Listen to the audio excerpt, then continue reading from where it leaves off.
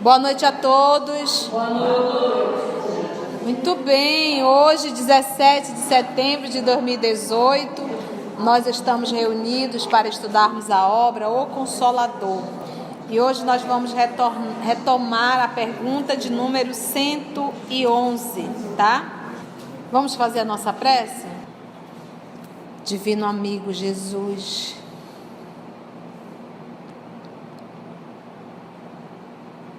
é sempre com uma alegria em nossa alma podermos nos reunir em torno da obra O Consolador, que se transforma verdadeiramente em um consolo para todos nós que aqui estamos na terra encarnado, passando pelas as tribulações do dia a dia, carregando a cruz de palha na fala do nosso Emmanuel, mas que cansa, Senhor. Que nós possamos, divino amigo, em busca do Consolador prometido, entendermos o objetivo de estarmos na terra, adquirirmos força e coragem para perseverar no nosso dia a dia e para aprendermos as lições que nos cabem. Muito obrigada, divino amigo, por esse momento de estudo e te rogamos a inspiração necessária, o amparo necessário para que possamos, divino amigo, aprendermos, meditar, refletir e colocar em prática na nossa vida diária. Muito obrigada, amor querido. Vamos lá então? É justa a fundação de institutos para a educação sexual, que ele falou, quando os professores do mundo estiverem plenamente despreocupados das tabelas administrativas, dos auxílios oficiais, da classificação de salário, das situações de evidência no magistério, das promoções, etc., para sentirem nos discípulos os filhos reais do seu coração, será acertada cogitar-se da fundação de educandário dessa natureza, porquanto haverá muito amor dentro das almas, assegurando o êxito das iniciativas. Então, o primeiro ponto que ele coloca para se falar de educação sexual é quem for falar ter amor o suficiente para os evangelizando, para os educando. Amor o suficiente. Os professores do mundo, todavia, considerado o quadro legítimo das exceções, ainda não passam de servidores do Estado, angustiados na concorrência do profissionalismo, na sagrada missão de ensinar. Na sagrada missão de ensinar, eles instruem o intelecto, mas de um modo geral, ainda não sabe iluminar o coração dos discípulos por necessitados da própria iluminação. Nós comentamos a semana passada até aqui. Vamos agora finalizar, tá? Examinada a questão desse modo e atendendo às circunstâncias das posições evolutivas, consideramos que os pais são os mestres da educação sexual de seus filhos, indicados naturalmente para essa tarefa, até que o orbe possua por toda parte as verdadeiras escolas de Jesus, onde a mulher, em qualquer estado civil, se integre na divina missão da maternidade espiritual de seus pequenos tutelados. Olha que coisa. Enquanto nós não temos escolas, verdadeiras escolas de Jesus, cabem aos pais esse processo da educação sexual. Quando eles o têm, quase sempre não têm também. E aí ele veio e fez outra chamada para a mulher e para o homem. Ele diz, onde a mulher, em qualquer estado civil, seja solteira, seja casada, se integre na divina missão da maternidade espiritual de seus pequenos tutelados. Então eu saio daquele movimento de apenas me sentir mãe do filho que eu pari,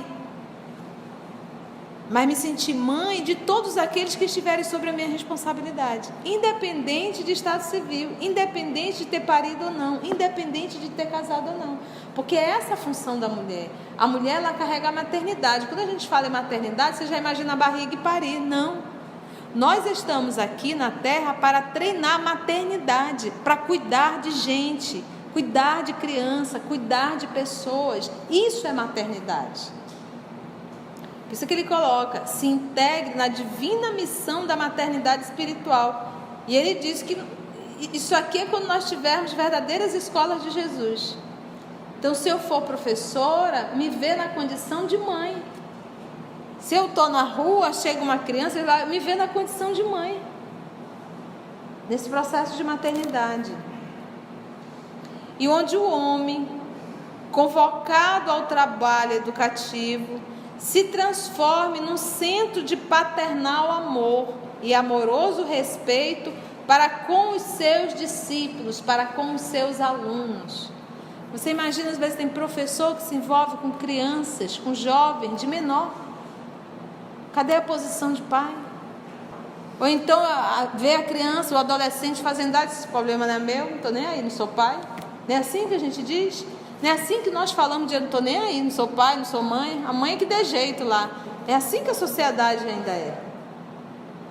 E o convite é: trate a todos, utilize a maternidade espiritual, que foi a maternidade que Jesus convidou a Maria de Magdala. Porque ela não podia ser mãe, fisicamente, biologicamente falando. E Jesus, obviamente, que ele sabia, e a convida a ser mãe. Ela diz: mas eu não posso. Ele disse: mas eu não estou te pedindo para ser mãe da carne.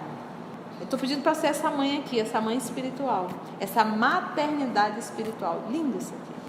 Então, a sociedade que está hoje, o grupo de trabalhadores que nós temos na educação, existe possibilidade de termos educação sexual na escola? Então, cadê o amor? 112, o Consolador. Como renovar os processos de educação para a melhoria do mundo? As escolas instrutivas do planeta poderão renovar sempre os seus métodos pedagógicos com esses ou aqueles processos novos, de conformidade com a psicologia infantil. Mas a escola educativa do lar só possui uma fonte de renovação, que é o Evangelho. Então, quando ele faz a pergunta: como renovar o processo de educação para a melhoria do mundo? Ele diz: olha, pedagogicamente pode haver uma melhora aqui, uma melhora aqui. Mas, ou seja, ele coloca o lar também como esse instituto da educação. Por isso que ele diz: mas a escola educativa do lar só possui uma fonte de renovação, que é o Evangelho, e um só modelo de mestre, que é a personalidade excelsa do Cristo. Nós temos uma tendência muito grande a fazer rituais. É quase algo assim muito íncito na gente, entendeu? A gente sempre está ali envoltos em rituais. E o Evangelho, ele virou meio que o Evangelho no lar, feito por nós espíritas, virou meio que um ritual. E não verdadeiramente o Evangelho no lar. O Evangelho vivo no lar. O Evangelho vivido no lar. Então, quando você tem criança, você vive o Evangelho, e é nesse processo de vivência que você educa o Evangelho. Você educa a criança dentro dos postulados do Evangelho. Então, de repente, a criança me vem e me fala de um super-herói, e aí eu vou conversar sobre o super-herói. Mas eu vou te apresentar um super-herói, e eu vou te contar a história desse super-herói. E você vai e apresenta o maior de todos, que é quem? Jesus, dentro da linguagem daquela criança. Então, esse processo de evangelho no lar é o evangelho vivo no lar, diariamente. Se de repente o filho meu vem e conta uma história, uma fofoca, aproveita aquele momento para evangelizar. Se de repente eu estou passando por uma situação um tanto difícil, e quando eu me vejo, já estou ali desesperada, eu digo: meu Deus, olha eu, tá vendo? A mamãe também carrega as suas fragilidades. Mas vamos ver o que Jesus nos fala nesse momento. Vamos orar pedindo. Você está entendendo? Então é nessa vivência diária que a gente se educa e educa. Então nada vale fazer o evangelho todos os domingos, às 9h da noite, ou 7h da manhã, ou sábado, ou seja lá, qualquer dia, como um ritual, e isso não fazer parte da minha vivência diária. Esse é o propósito, é Jesus vivo, e não Jesus um ritual. Nesse movimento diário. Por isso é que ele diz: com esses ou aqueles processos novos, de conformidade com a psicologia infantil, mas a escola educativa do lar só possui uma fonte de renovação, que é o quem? O Evangelho. Só tem uma fonte de renovação, porque a pergunta é: como renovar os processos de educação? Que é o Evangelho. E um só modelo de mestre, que é a personalidade excelsa do Cristo. Vamos para 113, então? Os pais espíritas devem ministrar educação doutrinária a seus filhos, ou podem deixar de fazê-lo, invocando as razões de que, em matéria de religião, apreciam mais a plena liberdade dos filhos. A gente vê muito espírita falando: não, quando ele crescer ele decide o que ele quer fazer. E a pergunta é: você tem que deixar ele decidir? Esperar ele crescer para decidir? Como é que você deve se portar na condição de um pai espírita? Vamos ver o que Emmanuel responde. Olha que interessante. O período infantil, em sua primeira fase, é o mais importante para todas as bases educativas. Qual é a primeira fase? 7 anos. O período infantil, em sua primeira fase, é o mais importante para todas as bases educativas. E os pais espíritas cristãos não podem esquecer seus deveres de orientação aos filhos nas grandes revelações da vida. Em nenhuma hipótese, essa primeira etapa das lutas terrestres até os 7 anos deve ser encarada com indiferença. O pretexto de que a criança deve desenvolver-se com a máxima noção de liberdade pode dar oportunidade e ensejo a graves perigos. Olha só, isso aqui serve para tudo. Meu filho tem 3, 4 anos, qual é o sexo dele? Não, ele vai decidir quando que ele quiser. Qual é a função? Se nem ele tem noção de sexualidade, ele pode trazer tendências. Mas a função do pai é educar, inclusive mostrar qual é a função dele, em que corpo esse espírito está encarnado. A mesma coisa é a religião, é necessário essa formação. A gente observa alguns vídeos, e normalmente são de irmãos protestantes, a gente não vê isso no movimento espírita. Eu estive em uma casa que eram protestantes, um casal de amigo muito querido, e a filhinha na época estava com 1 ano e 1 mês, 1 ano e 2 meses, não fazia-se alimentação antes da oração. E ela já sabia disso. Ela já virava a mãozinha, segurava com o pai, como eu estava lá, eu também tive que dar a mãozinha, né? Fazer. Eu achava o máximo aquilo, porque nós não fazemos. Quem que faz oração antes da refeição? Nós espíritas. A gente come um bicho, sai correndo um bicho, com o celular na mão ainda. Cadê o nosso cristianismo de sentar à mesa e agradecer a Deus pelo alimento? E eles pegavam a mãozinha, inclusive o dela, eu como era a 4ª pessoa também participava, o pai ou a mãe fazia a oração, e ela ficava de olhinho fechado, quando terminava, ela, amém, amém, ela não dizia amém, ela dizia amém, aquilo era uma festa para ela. Então você já está envolvendo a criança no processo religioso, de religiosidade, ensinando a ela, desde pequenininha, a agradecer antes da refeição. Então nos falta esse movimento de religiosidade que nós espíritas não temos com os nossos pequeninos. Então esse processo é pequenininho, é desde a infância. Pode observar isso, como nós não levamos muita religiosidade para o nosso dia a dia. Nesses movimentos de respeito, de educação, de agradecimento. E ele diz, na primeira etapa, ele usa termos aqui bem categóricos. Em sua primeira fase é o mais importante para todas as bases educativas. Então, a base da educação daquela alma é até os 7 anos. Não vai fazer isso depois, não. Deixa o menino ficar torto até os 7 e achar que depois disso tu vai conseguir. Não, quando ele crescer eu vou corrigir, vai ficar pior. E normalmente esse período de 7 anos, principalmente hoje, os meninos e as meninas passam muito tempo com tablet na mão, porque é a primeira coisa que a gente dá de presente. Sabe por quê? Acaba entretendo a criança e você acha que fica livre. Esse era o período para educar. Esse é o primeiro ponto. E ele diz aqui mais, olha. Ele é bem categórico aqui, olha. Em nenhuma hipótese, essa primeira etapa das lutas terrestres deve ser encarada com indiferença. Em nenhuma hipótese. Quando ele crescer, eu vou fazer. Não, agora ele não entende, dá para ficar com a babá. Esse é o período de maior importância. Que quem está educando a creche, a babá, o tablet, o pretexto de que a criança deve desenvolver-se com a máxima noção de liberdade pode dar oportunidade a graves perigos. Graves perigos.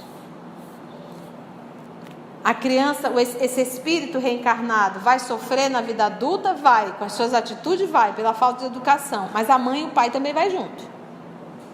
Esse já é o castigo do pai e da mãe, por não ter educado lá na infância. Já começou a carregar a cruz. Porque é impossível um filho e uma filha sofrer e você não sofrer as consequências disso. Você não sentir dor também. Então é pequenininho. Facilidades demais, permissividade demais, tudo pode.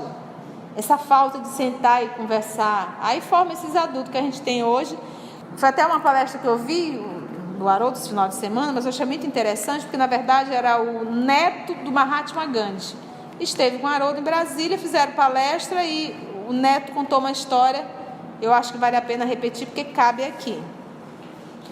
O neto de Mahatma Gandhi contando que ele aprontou uma quando era criança.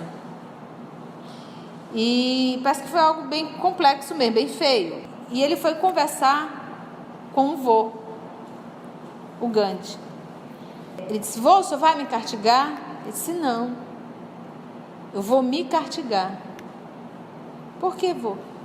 Porque você não conseguiu aprender com o vô. Eu não fui o suficiente competente para lhe ensinar a ser pacífico. Eu falhei. Eu errei contigo, eu não tive capacidade. Então eu vou me punir. E o menino ficou olhando. Eu vou passar 15 dias fazendo jejum, porque ele não se alimentava. Quando ele queria se punir, ele ficava sem se alimentar. 15 dias. Quando deu 7 dias, 8 dias, o neto comia e olhava para o vô fazendo jejum.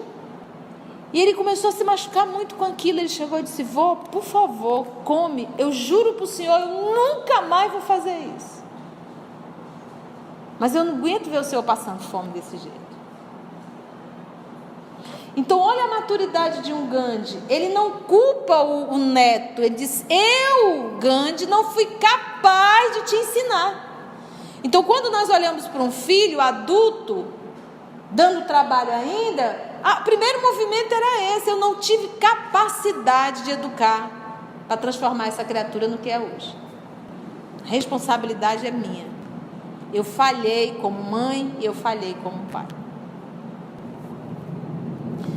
Já se disse no mundo que o menino livre é a semente do criminoso. Acelerado é criminoso. Isso aqui deveria ser assim outdoor para a educação. Já se disse no mundo que o menino livre é a semente do criminoso. Permissividade, tudo pode. A própria reencarnação não constitui em si mesma restrição considerável à independência absoluta da alma necessitada de expiação e corretivo. Quantas vezes a reencarnação nos limita? Já é uma forma de correção, restrição. Olha, o fulano desenvolveu muito a inteligência, mas utiliza a inteligência para fazer o mal. Vamos fazer restrição. Volta, mas com a caixa craniana, com a máquina cerebral imperfeita. Eu não tenho como tirar o que ele já aprendeu, porque o espírito não regride. Mas uma vez encarnado, ele vai estar em processo de restrição, porque ele não terá um aparelho saudável para utilizar. Uma mulher que se prostituiu, que usou a sexualidade, que abusou, restrição, reencarna aonde? Num corpo oposto. Para aprender a respeitar. Em regime de prisão, restrição. Então, disse, a própria natureza, ela não faz esse movimento de restrição? Por que eu, na condição de pai, então quer dizer que Deus está errado? Não, temos que fazer esse processo de restrição, sim. Tu cria um menino até os 7 anos com permissividade, tudo pode, tudo tu dá. O menino bate na tua cara, tu acha lindo. O menino pede a bonequinha, tu dá. O menino pede o cachorrinho, tu dá. O menino pede para descer, tu desce. O menino empurra. Eu não quero couve. Aí tu vai lá e cata o couve todinho e dá. Não, filho, come sem o couve. Mamãe faz. Eu não quero isso, eu quero aquilo. Mamãe faz de novo. Já se disse, num mundo que o menino é livre, é semente do criminoso. Mamãe, eu não quero couve. Problema teu, meu filho. Separe, põe do lado, então levante e vá para o quarto. Pequenininho.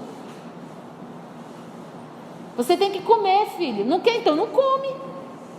Mas não muda. Às vezes eu vejo meninos de 9, 10 anos, a mãe catando as coisas. Eu só me lembro do vô nessa hora com um tio meu. Ixi, a comida é essa? É? Não quer? Eu não gosto disso não. Levante, vá para o quarto. Almoço. Antigamente era assim, não era? Ficou com fome, fiadinho lá dentro. Horário da janta. O que era a janta? Mesmo que o almoço. Pergunta se ele não comeu. Pergunta se ele não comeu. Fome. Eu fiz muito tempo trabalho voluntário com crianças carentes, lá da colônia Antônio Aleixo. Aquele menino come até pedra. Não tem esse negócio. Meu filho, você quer isso? Foi aqui. Pode ser os dois? Fome. Come tu... Aí o teu menininho de casa que tem tudo dentro da geladeira, ele não gosta disso, ele não gosta disso, ele não gosta daquilo, deixa passar fome. Os lá de casa, quando era pequenos, eu digo, vou te levar para a colônia, porque eles já tinham ido lá, vou levar para a colônia, te deixar uma semana lá, tu volta comendo até pedra. E eu me lembro uma vez nós fizemos um trabalho voluntário com as crianças da colônia, levamos aquelas crianças, eram acho que umas 60 crianças dentro do ônibus, e levamos para o cinema. Foi patrocinado pelo Instituto Amazônia da nossa irmã Mônica Bolonda. Compramos a roupinha, tênis, roupinha, tudo banhadinho, foi o ônibus, catou aqueles meninos tudinho programado, colocou dentro do ônibus, fomos pro cinema, com direito a pipoca, Coca-Cola, cinema, terminou pizza. E tinha uma mãe para cada 3 crianças, uma mãe adotiva, para cada 3 meninos. Cada 3 meninos, um adulto, cada 3 meninos, e eu disse, é a mãe ou o pai. E quando nós fizemos, deu tudo certo. Eles ficaram assim, nunca nenhum deles tinha entrado no cinema, muito menos comido aquela pipoca. Quando nós fomos fazer a avaliação com os trabalhadores, teve uma mãe que disse assim, chorando, se sensibilizou muito, ela disse assim, uma das minhas filhas adotiva, uma das meninas, disse assim, porque teve o sorvete também. Aí, e normalmente você toma sorvete, dá sede, né? Fica sede, dá sede. Aí a menina tomou o sorvete, aí ela olhou assim para a senhora que estava com ela, que era mãe adotiva, e disse assim, eu posso pedir uma água? Ela começou a chorar contando aquilo, por quê? Porque ela tem uma filha. E ela levanta, pega o sorvete, e vai assim, pô mãe, tu esqueceu da água. E aquela criança olhou para ela e disse, eu posso pedir uma água? E ela se emocionou muito com aquilo, entendeu? Porque é assim, mas sabe por que a filha dela diz, pô mãe, tu não esqueceu a água? Porque ela não educou até os 7 anos, já está colhendo fruto. Então as facilidades, o sim, sim, sim, sim, sim, sim, Leva esse menino para um trabalho voluntário, pequenininho, para ele ver a necessidade.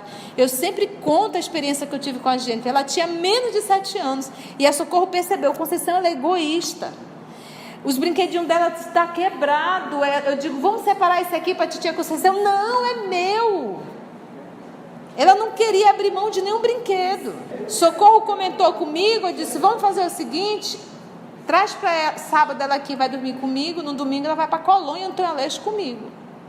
Ela foi para a Colônia Antônio Aleixo, eu tinha um saco de brinquedo que eu tinha recebido para doar, para crianças de 3, 4 anos.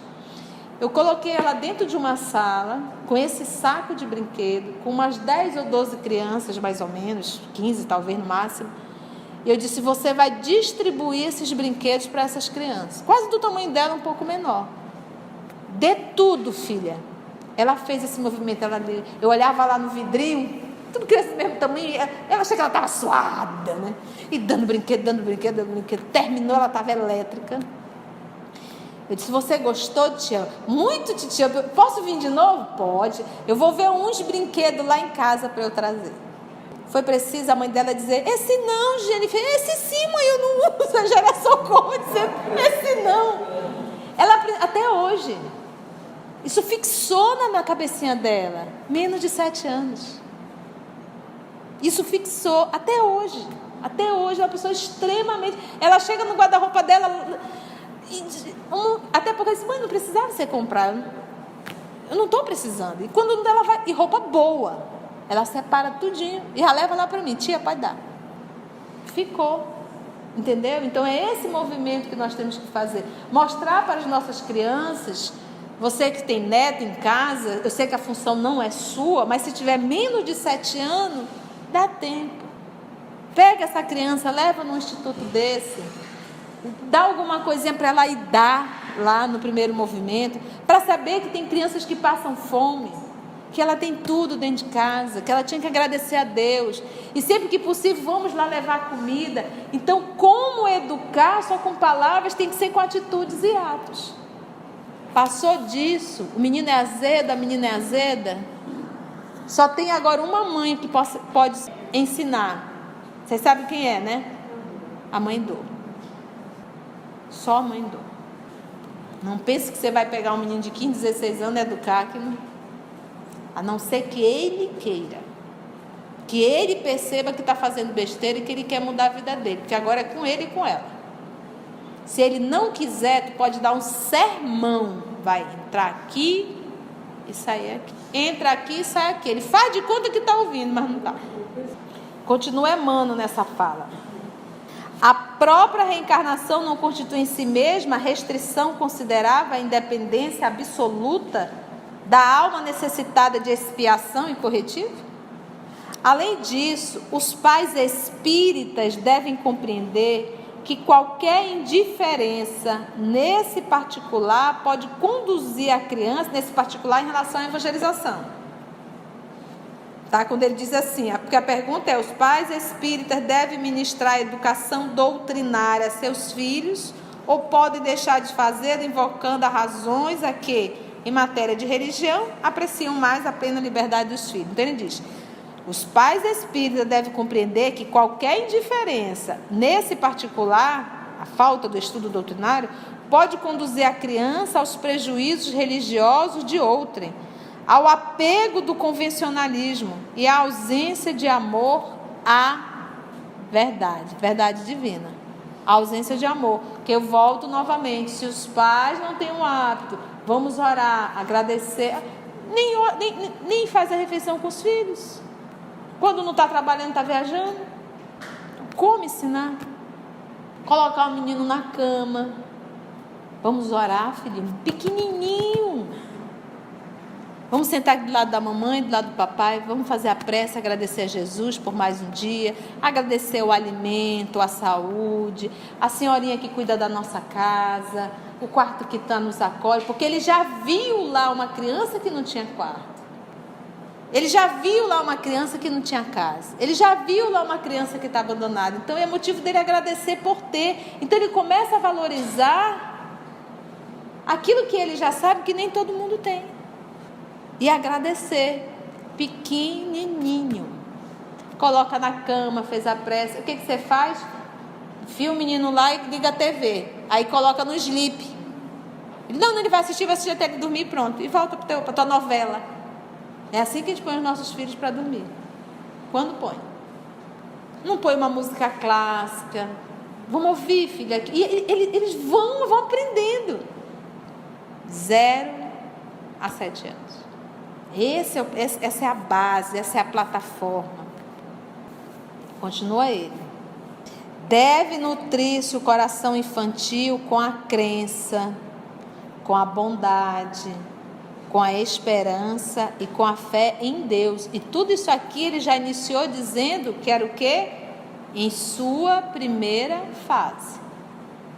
Nutrir-se o coração infantil com a crença, com a bondade, com a esperança e com a fé em Deus. Agir contrariamente a essas normas. Qual normas? Coração infantil com a crença, com a bondade, com a esperança e com a fé em Deus. Agir contrariamente a essas normas é abrir para o faltoso de ontem. O faltoso é quem? O espírito reencarnante.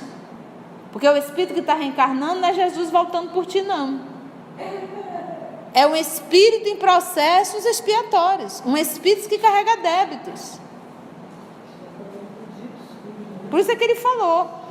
É abrir para o faltoso de ontem a mesma porta larga para os excessos de toda sorte, que conduzem ao aniquilamento e ao crime. Olha, você já levou seu filhinho de 3, 4 aninhos, ele já sabe que tem aquela criancinha lá que não tem brinquedo. Aí ele disse assim: mamãe, eu posso o brinquedinho tal? Vamos nos programar. Na hora exata a mamãe vai ter o dinheiro. Você até tem, mas é mostrando para ele que as coisas não vêm fácil. Quando o dinheiro chegar, olha só o desprendimento da mãe. Vamos lá comprar? Vamos comprar.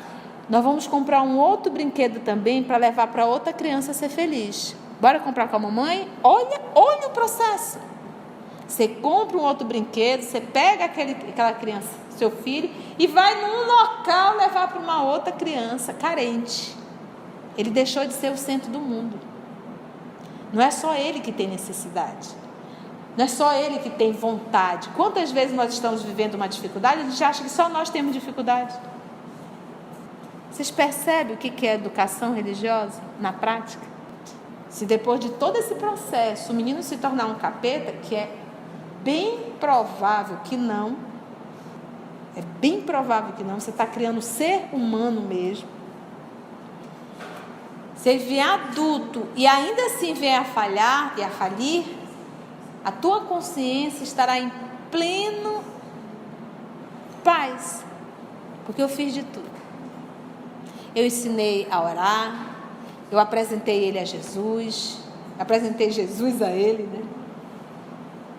Eu ensinei o caminho da amorosidade, do bem, do compartilhar, do dividir. Disse várias vezes não, mas eu não sou Deus, porque Deus também dá o livre-arbítrio aos filhos. Mas o importante é a nossa paz. Eu sempre percebo, gente, quando nós estamos falando de educação, quando eu olho para o rosto das mães, eu percebo assim, tristeza. E ao mesmo tempo assim, puxa, como eu errei. Quase sempre a gente percebe isso. Como eu errei com os meus. Eu uma vez disse, calma que tem outra reencarnação. Essas lições tem que fixar, porque a gente vai ser chamado novamente à maternidade e que a gente possa recordar de tudo isso que nós estamos estudando. Os pais espíritas devem compreender essas características de suas obrigações sagradas, entendendo que o lar não se faz para a contemplação egoística da espécie. Aquele grupinho, aquele meio, você vive aquele seu mundinho ali, sabe? Meu mundinho, minha família. Mas sim para santuário, onde, por vezes, se exige a renúncia e o sacrifício de uma existência inteira. A economia, ela deve ser dirigida no que se refere à técnica de produção, à necessidade de repartição e aos processos de consumo, é mais que justa a direção da economia. Porém, nesse sentido, todo excesso político que prejudique a harmonia na lei das trocas, de que o progresso depende inteiramente, é um erro condenável. Nós estamos vivendo o que aconteceu aqui com os nossos vizinhos. A política lá tentando, todo mundo tem que ter a mesma coisa. Você vai lá, ninguém tem nada. Depende inteiramente, é um erro condenável, com graves consequências para toda a estrutura do organismo coletivo. Está aqui, o Emmanuel está falando isso aqui em 1940 e nós estamos vendo isso acontecer aqui com os nossos irmãos aqui. Acabaram com o país. Tais excessos deram causa ao sistema autárquicos de governo da atualidade, onde aparecem todos os ideais de justiça econômica e de fraternidade, em virtude dos erros de visão do mau nacionalismo. A vida depende de trocas incessantes e toda restrição a esses elevados princípios de harmonia é uma passagem para a destruição revolucionária, onde se invertem todos os valores da vida. Que a economia seja dirigida, mas que as paixões políticas não penetrem os seus domínios de equilíbrio e reciprocidade. Porquanto, na sua influência nefasta, abre aspas, bastar-se a si mesmo, fecha aspas, é a ideologia sinistra da ambição e do egoísmo, onde o fermento da guerra encontra o clima apropriado para as suas manifestações de violência e de extermínio. Não tem como você fazer, dizer, impor. Uns sempre terão mais, outros menos. Uns trabalharão mais, outros menos. Esse processo desse movimento. Não é por aí, né? Então agradecemos a Jesus por mais essa oportunidade de estudo e até o nosso próximo encontro, se Ele nos permitir.